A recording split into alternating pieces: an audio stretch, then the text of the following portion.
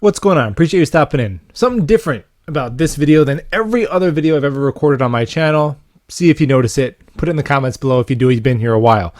People often ask me what I think about Robert Saleh's mottos, his slogans, his all gas, no brake, his king of strain, his 60%, his positive vibes only.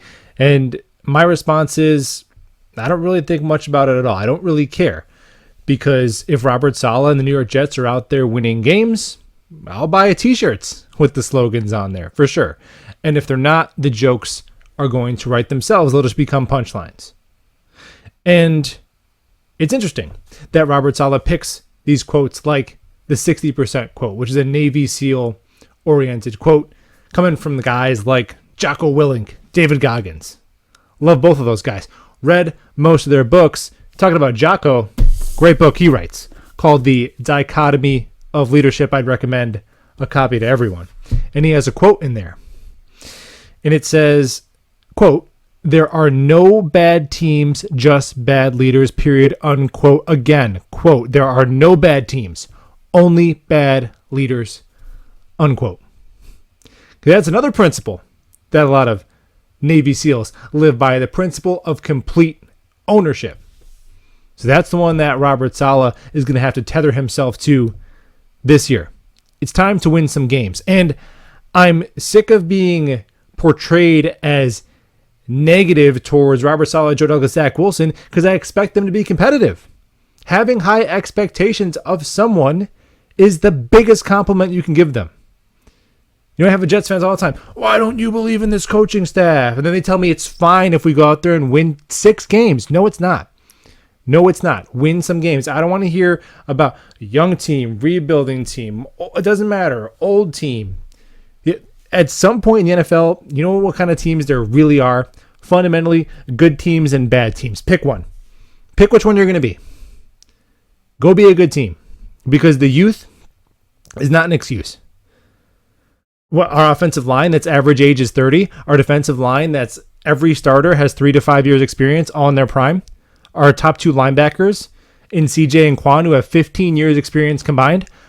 Our starting safeties in Whitehead and Joyner, who have 150 games plus played between them. Our tight end room with our top 2 starters smack dab in the middle of their prime. Corey David in his prime. DJ Reed in his prime.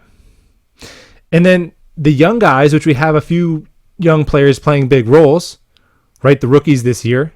Well, that's because that's not supposed to happen. You're not supposed to have 4 first-round talents, with Michael Clemens maybe a second-round talent in the 4th round, with Jeremy Ruckert maybe a second-round talent in round 3.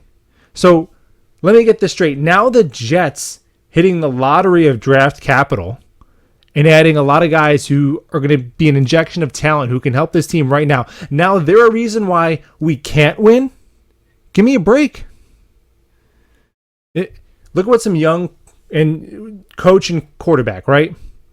Those are the main things. Well, we have a young second-year coach, second-year quarterback. All right. Like Joe Burrow and Zach Taylor, 10 wins. Made this thing called the Super Bowl. Like Staley and Herbert, 9 wins.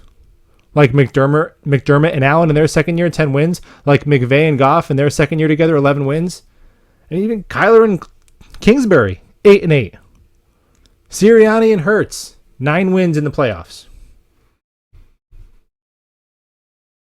Young team, young coach, old coach, young quarterback, old quarterback. It really, sooner than we all want to admit, young or old, just becomes good or bad. Let's go be good. You know, we keep talking about Zach Wilson, Robert Saleh, like, what's the bare minimum they have to do to keep their job? Why is that the discussion? What about their ceiling? Why can't Zach Wilson go out there and do 80% of what Joe Burrow did last year? 80% of it. 80% of what Justin Herbert did in year 2. Why can't he? He's just as talented. He's got the pieces around him. He's going to be healthy soon. And why can't Robert Saleh go ahead and even the bottom end of that, of the guys you just mentioned, 9 wins?